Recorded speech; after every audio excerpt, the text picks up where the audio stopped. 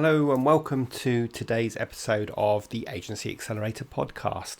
Today we're talking about taking live events and putting them online and just getting some inspiration around what people can do and how they can replicate and do new things that they couldn't do in-person events.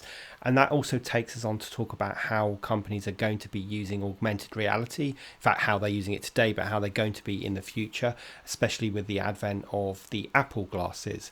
So it's a really interesting podcast today. I certainly learned loads from Marc. So let's get on with today's episode.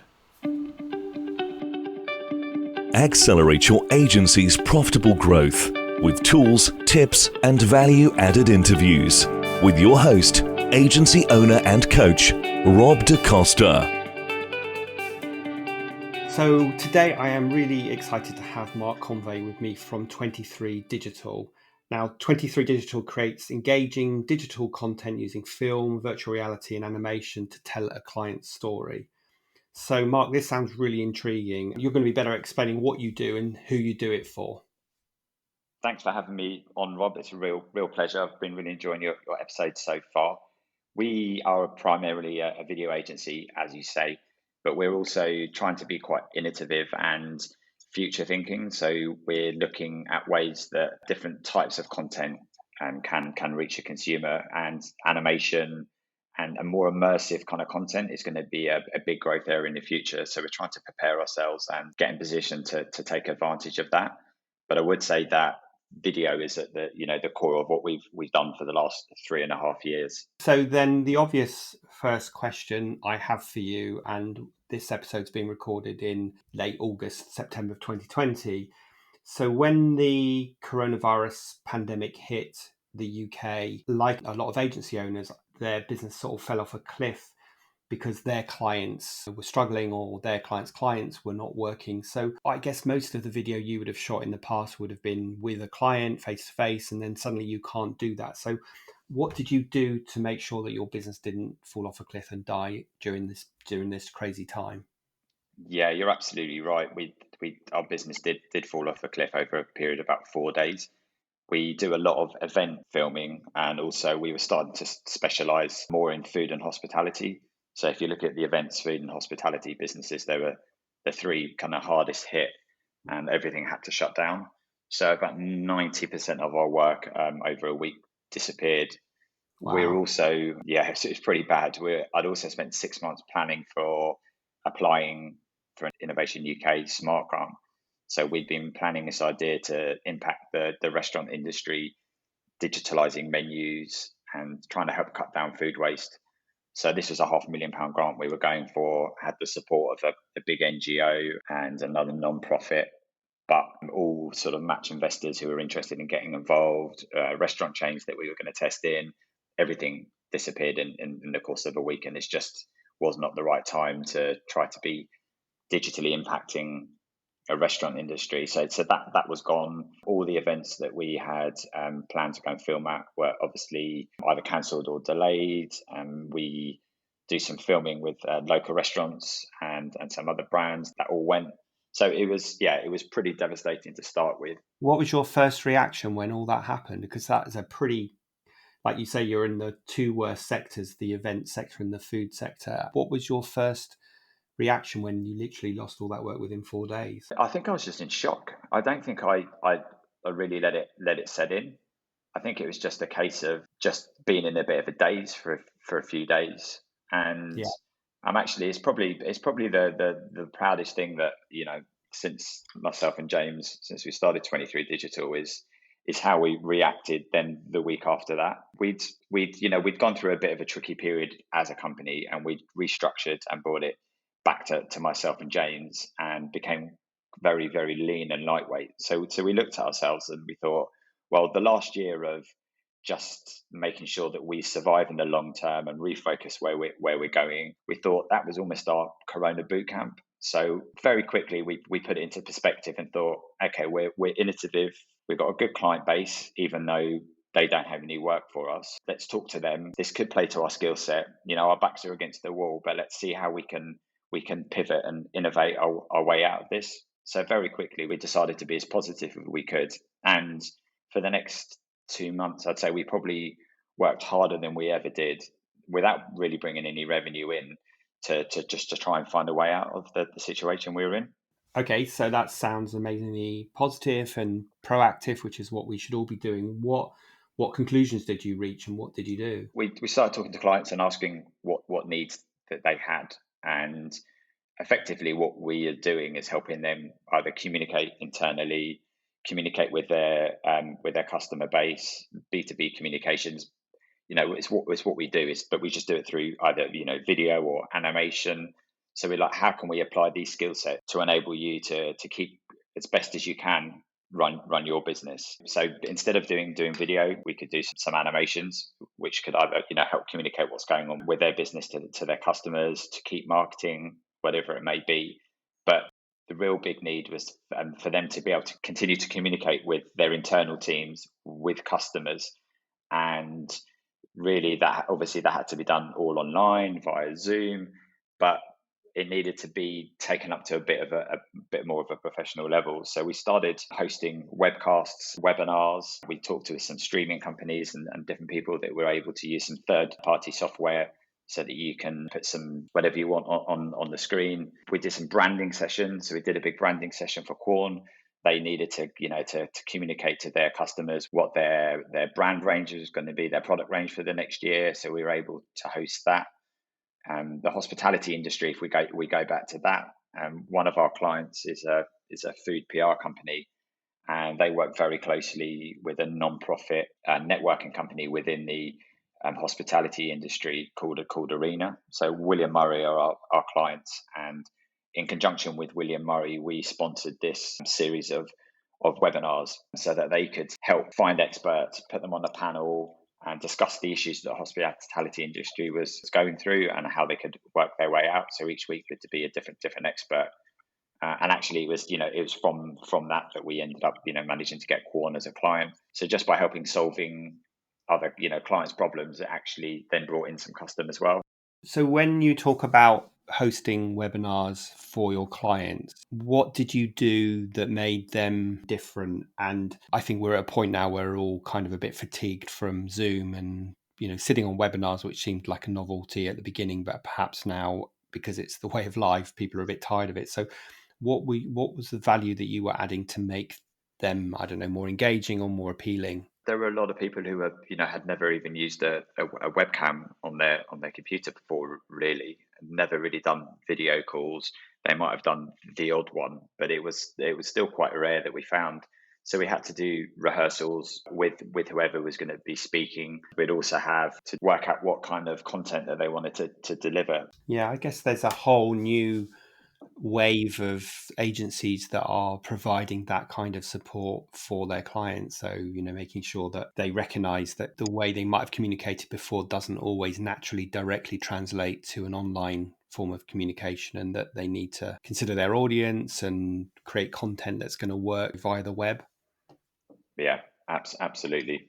Big time. And one of the biggest challenges and the biggest project that we did was for a client who they're a PR media organization, and they have PR award shows 4 times a year, and they're ticketed, sit down, big kind of gala dinner events, and they're extremely important for their revenue. They're almost sort of tent poles in terms of how they plan their year. And this particular client had a $1,000 sit down dinner scheduled for the end of May in a quite famous building called the Cipriani in New York. And it couldn't happen. Would have put their entire organization at risk by not being able to have it. So we jumped in with them and said, right, how can we potentially take this online? Revenue is really important. So how can we ticket it? If you're going to ticket it, then it can't just be a kind of slightly elevated normal webinar like the ones I was just discussing. It had to be a full-on production, really good. So in conjunction with a couple of other stakeholder teams, over the course of a month, we reimagined the entire thing as a virtual event.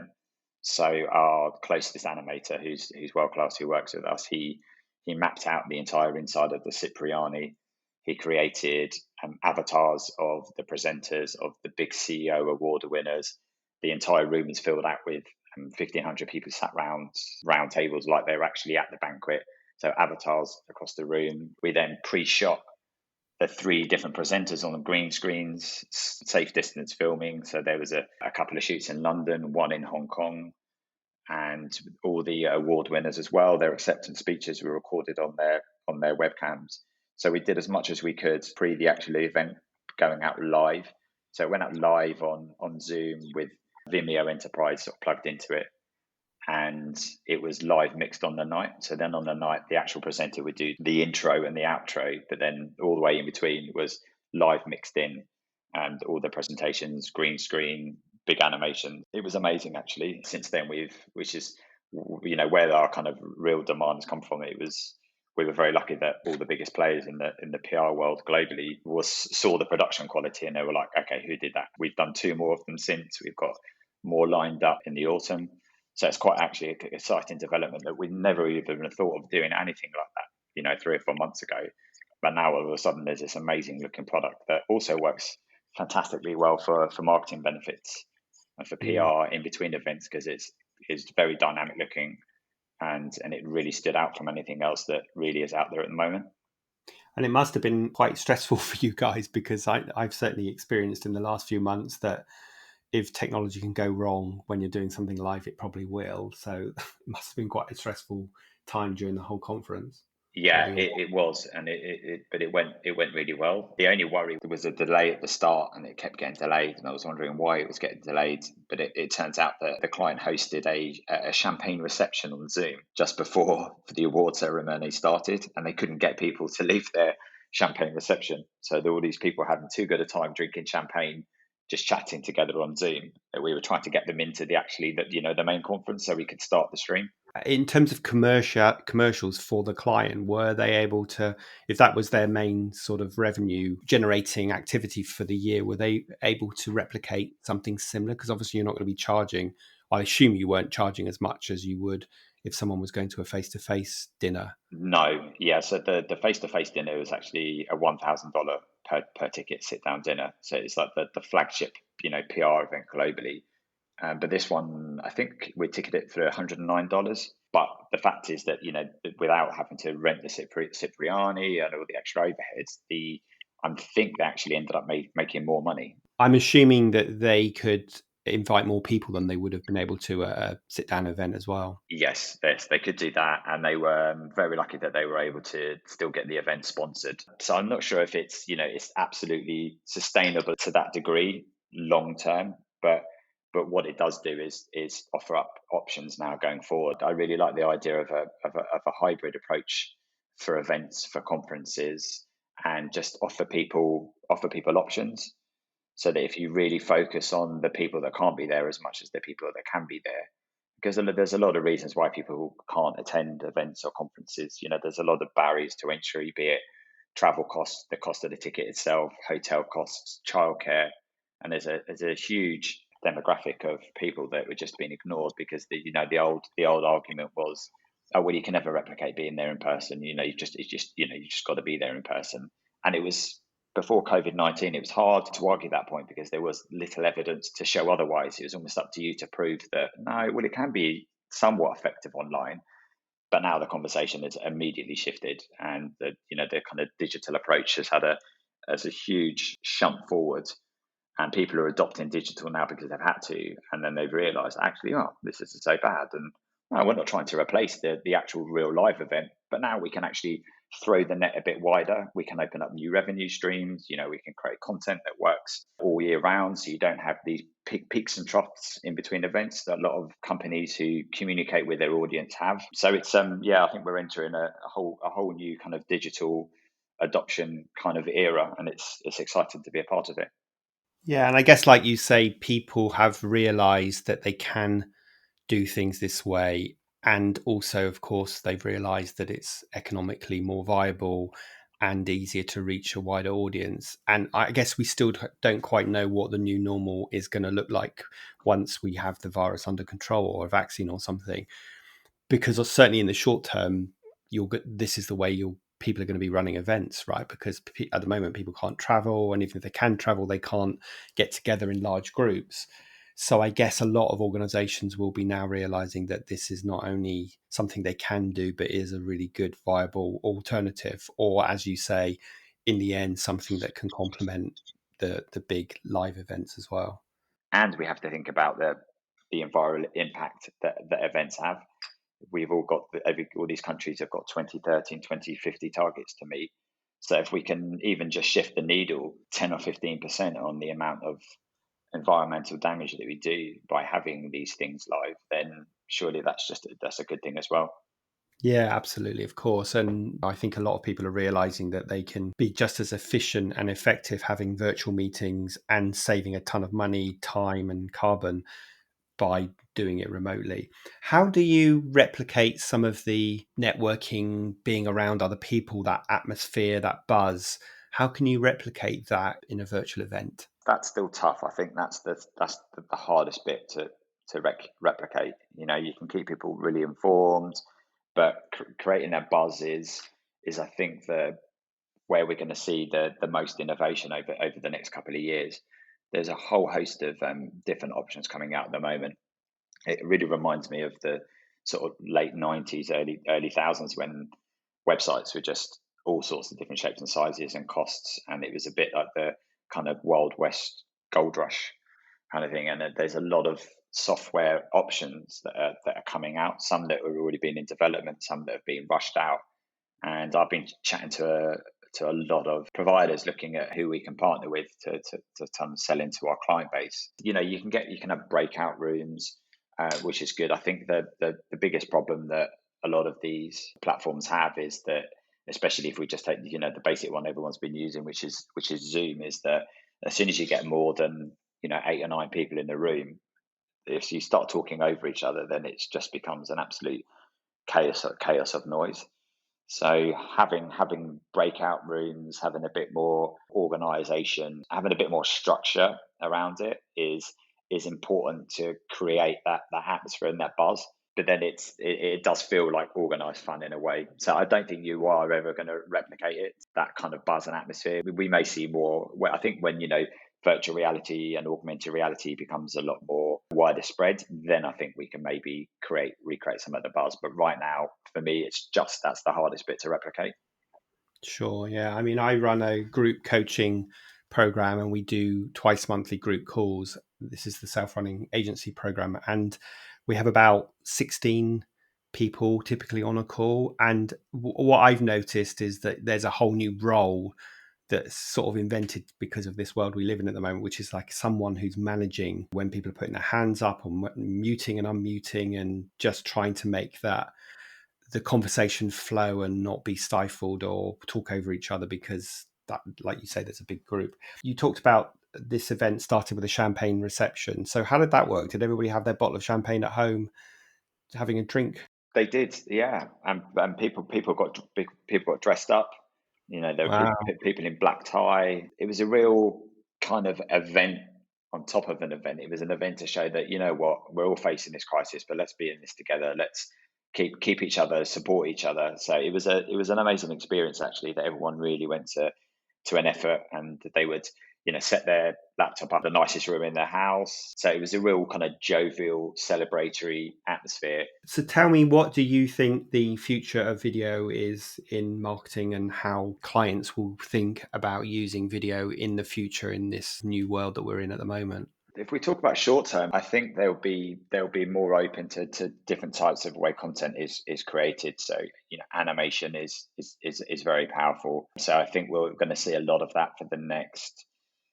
I mean, it's hard to say how long. For the next 6-12 months, I still think people are going to be wary of dropping too much money on a shoot. I think it's going to be a slow, gradual movement back into real life shooting. So if it can, especially in the corporate world, if animation can do, then I think that's still going to be a big demand area. I think in terms of meetings and that kind of stuff, I think a lot more will be done online. But what you need to do is, I think, have some content support for that. So some of the branding sessions that we've done, pre-recording bits and having support, and then mixing it in with live. So I think there'll be a mixture still of live and pre-recorded. Slightly longer term, I think we are the kind of digital adoption is pushing things down the road. So I think immersive content, I think will start to maybe grow at a faster pace. And then I think if we go a little bit even longer term than that, not look at COVID, I'm really excited about augmented reality and how that's going to impact corporate communications and content marketing. I'm really interested in that. So could you just give us some examples of how you think businesses will use augmented reality? I think they're going to use it to showcase their products in situ a lot more. So you can already see it with, IKEA. You can place your furniture in the rooms. You can you can take a photo of your room and add wallpaper and paint. So that's the first kind of way. It's product placement, and it's how you view those products. So that's going to be a big thing, because augmented reality to me really is just a portal to get information. If we look at it just for the business perspective, so what I'm interested in is you can use it as a way to get more information to your customer, to your consumer. So it's hard to get so much information on a packaging, on a food menu, whatever it may be, but through the use of AR and AR markers, we've had QR codes for years. AR markers, you can create a unique marker that works with your brand, and you can get more information to your consumer. So there's a really interesting wine brand down in Australia, and they've got AR labels on it. You can hover over, and next thing you know, you can see a beautiful drone video of the vineyard of where the grapes were grown. You can see where the wine is pressed and where it's stored. You can have an interview with the winemaker. If you're looking at other types of food, you can communicate information to a customer in the supermarket, telling them about the nutrition, the provenance of their food, and the allergies. And that can all be done without putting huge amounts of information on the back of a packet, which means then you can really have a lot more interesting packaging as well. And then once Apple dropped their AR glasses, we had Google glasses before, but they were just too soon because the infrastructure wasn't around then to be able to support it. But the alignment of, widespread 5G plus AR glasses made by Apple, you've got pretty much, the most powerful hip computer in your pocket, which is the iPhone. So that you can power the glasses. When that happens, then that for me is going to be the tipping point of this technology. Then the whole world can be your screen. It can be like a digital layer across the entire earth if you want it. So at that point, you could be, walking down the street and have adverts popping out at you if you want. Obviously, you can turn these things off. It'd be really big in education as well. So, when the Apple glasses come out, I think that's going to be the big tipping point for this technology. Wow. So I'm a bit of an Apple geek, so that's exciting to hear. It just sounds like a lot of the sci-fi movies that we watch is starting to actually catch up with where we are now. So that's really exciting. So we could talk about this forever. I think this is quite inspiring for them to think about how they can carry on serving their clients and, looking at what the needs of the clients are going to be in this new world and how to inspire clients to look at doing the things they've traditionally done in a slightly different post-COVID way, I guess. Yeah, that's exactly the way to describe it. It's not completely altering what they do. It's just kind of shifting what they do and a little bit more digital adoption. And it gives them more choices. It gives the people that they're communicating to more choices. So for me, it's just a slight shift and opening up more options rather than a mass digital revolution at this stage. Yeah, and I think it's our job as agency owners to inspire our clients about this stuff and what they can do, because I think a lot of people have thought in a rather black and white way, like, I can't do this event, so I can't do it, rather than, well, I can't do it that way, but I can do it this way. Okay, so I'm a bit conscious of time, although we could carry on chatting about this for the next few hours. But let me just ask you a couple of last questions. And the question I ask all my guests is, if you could go back in time and give your younger business self some advice, what would it be? Okay, well, I'm very much like a forward-thinking person, so I often think, oh, if I could go back and tell myself something, would I? And I think sometimes you have to, allow your younger self to make mistakes, and I think it's through the mistakes that you make that you actually learn the most. So if I was going to go back and talk to my younger self when just starting out a business, I wouldn't really give any specific advice. What I would just say is just be as informed as possible. Knowledge is power. So I'm just a sponge for any new information, and it's just to make sure that was like properly instilled in me a few years ago. because I'm getting more and more like that as I get older. So I would like that have instilled in me a little bit more when I was younger.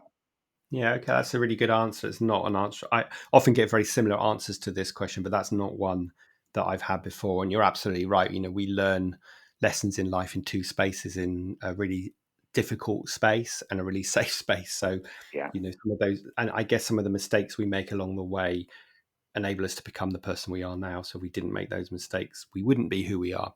And so my final question, Mark, if people want to find out more about you and 23 Digital, where should they go? Well, the best way to kind of get hold of me is I'm really becoming much more active on LinkedIn. So emails is great, but LinkedIn I prefer, just because we should support each other in a community, and LinkedIn is really becoming a community. So if you just find me on LinkedIn, I'm always open to chat with anyone about ideas, advice. I'm trying to post more and more in there about what we're doing.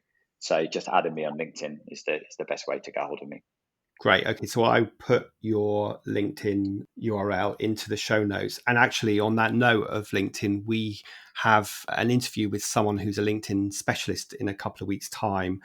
And I'm really looking forward to that because, like you, Mark, I am a big fan of LinkedIn. And over the years, I've tried many ways of engaging with my audience, such as paying for Facebook ads and so on. But doing smart LinkedIn outreach is definitely the most successful route I've found. So I'm completely with you on the use of LinkedIn. So listen, that was really interesting conversation today. I know that our listeners are going to find what you've got to say useful and hopefully inspiring.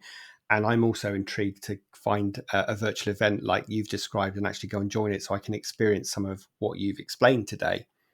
Brilliant. Thanks, Rob. It's really, really easy to talk to. And yeah, pleasure being on today.